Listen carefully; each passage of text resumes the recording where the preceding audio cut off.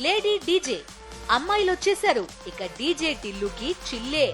పూర్తి వివరాలకు చదవండి రేపటి సాక్షి హైదరాబాద్ ఎడిషన్.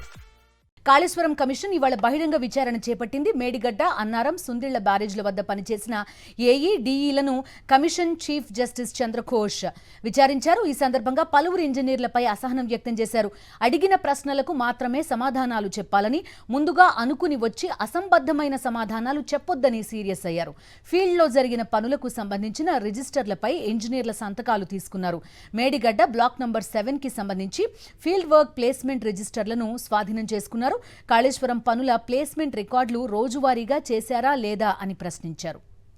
పూర్తి డీటెయిల్స్ అందిస్తారు మా కరెస్పాండెంట్ శేఖర్. చెప్పండి, గతంలో కూడా చూసాం మీరు వేరెవరి కోసమో వేరెవరినో కాపాడాలని మీరు ఇరుక్కోద్దు అంటూ కూడా కాళేశ్వరం కమిషన్ కామెంట్ చేసిన పరిస్థితి. వరుసగా ఒక హాట్ స్టేట్మెంట్స్ లేకపోతే కొంత ఆగ్రహం వ్యక్తం చేస్తున్న పరిస్థితులు కనిపిస్తున్నాయి ఈ విచారణలో భాగంగా. మీ దగ్గర ఉన్న అప్డేట్స్ ఏంటి? మొత్తం ఈ 3-4 రోజుల్లో 52 మంది ఇంజనీర్లను, ముఖ్యంగా మేడిగడ్డ, అన్నారం, సుందిల్లా బ్యారేజీ దగ్గర పనిచేసినటువంటి ఇంజనీర్లను, ఫీల్డ్ లెవెల్లో పనిచేసినటువంటి ఇంజనీర్లను విచారణ చేయనుంది. అయితే ఈరోజు 18 మంది అటెండ్ అయ్యారు ఈ కమిషన్ ముందు. అందులో ఏఈ నుంచి సిఈ వరకు అధికారులు ఉన్నారు.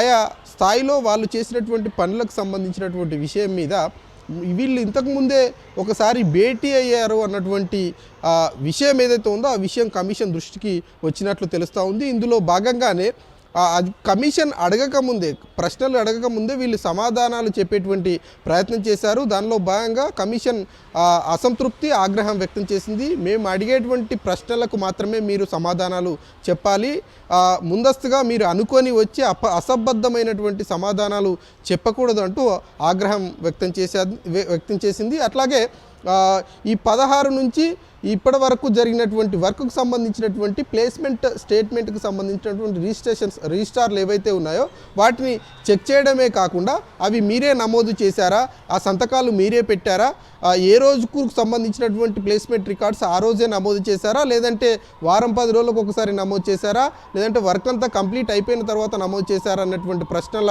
వర్షం కురిపించిందని చెప్పుకోవచ్చు. అట్లాగే వచ్చినటువంటి ఇంజనీర్లు అందరి దగ్గర కూడా ప్లేస్మెంట్కు సంబంధించినటువంటి రిజిస్టార్ల మీద సంతకాలు తీసుకోవడమే కాకుండా ఆ రిజిస్టార్లన్నింటినీ కూడా స్వాధీనం చేసుకుంది. ఇక గతంలో జరిగినటువంటి అంశాలు ఏవైతే ఉన్నాయో, ఫీల్డ్ లెవెల్లో జరిగినటువంటి అంశాలు ఏవైతే ఉన్నాయో, వాళ్ళు ఫీల్డ్ వర్క్ చేసేటువంటి సందర్భంలో ఎవరెవరి ఆదేశాలు పాటించారన్నటువంటి విషయాలన్నింటినీ కూడా క్లుప్తంగా అడిగినటువంటి సందర్భం అయితే ఈరోజు కనిపించిందని చెప్పుకోవచ్చు. ఇక కొంతమంది ఇంజనీర్లు, ముఖ్యంగా మేడిగడ్డకు సంబంధించినటువంటి బ్లాక్ 7 దగ్గర పనిచేసినటువంటి ఇంజనీర్లు ఎవరైతే ఉన్నారో వాళ్ళు రాఫ్ట్ వర్క్కు సంబంధించి కావచ్చు, సిమెంట్ వర్క్కు సంబంధించినటువంటి విషయంలో కావచ్చు, మిగతా ఎగ్జిక్యూషన్కి సంబంధించినటువంటి విషయంలో నిర్మాణ సంస్థలు ఎలా పనిచేశాయి, ఎవరి ఆదేశాల మేరకు పనిచేశాయి అన్నటువంటి వివరాలన్నింటినీ కూడా సేకరించడమే కాకుండా మొట్టమొదటి డ్యామేజ్ 2020లోనే జరిగింది. దానికి సంబంధించినటువంటి వివరాలను లిఖితపూర్వకంగా అటు ప్రభుత్వానికి, ఉన్నతాధికారులకు, నిర్మాణ సంస్థలకు అందించినట్టు ఇంజనీర్లంతా కూడా చెప్పినటువంటి పరిస్థితులు ఉన్నాయని చెప్పుకోవాలి. కొంత